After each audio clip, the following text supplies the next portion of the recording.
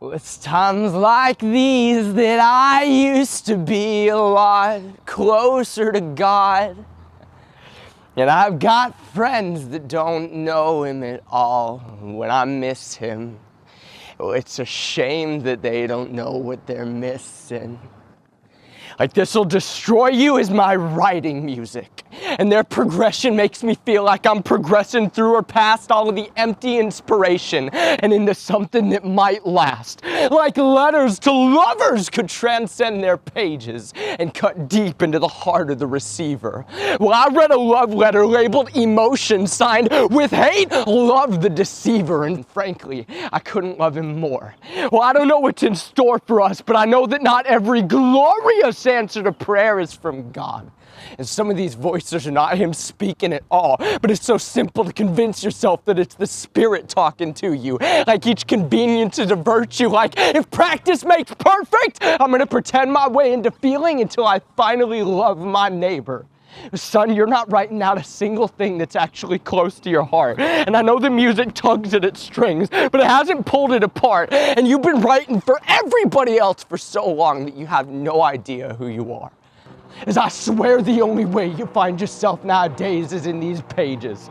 I mean, in those days was in those pages. Like, I have not written or prayed for days and days and days and days and days. And there's a time for everything that's stuck under the sun, but this one has run its course.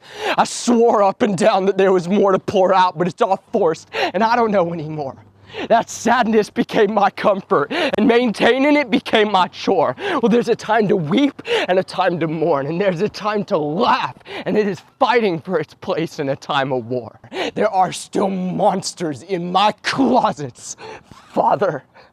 And I can feel the shadow people hiding in the hallways. Are they ever gonna stop sneaking up behind me? And is anyone else my age still afraid of a black night? And do you run in the dark in a panic for the light?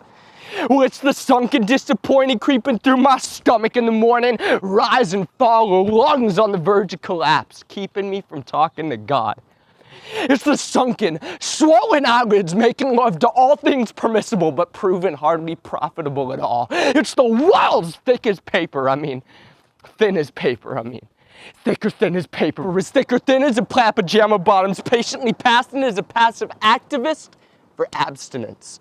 In between thick skin, it's the walls fragile as paper, and I can't feel you through. It's all vanity and vapor, and I cater to my emotions as I am the most important person in my universe. Interlocking fingers with both God and Satan so that after I've made love to the devil, I can stay on my knees and start praying. But there's a difference between what you know and what you practice. And I had to practice purging my practices, as I know I've heard promises of a life that gets past this.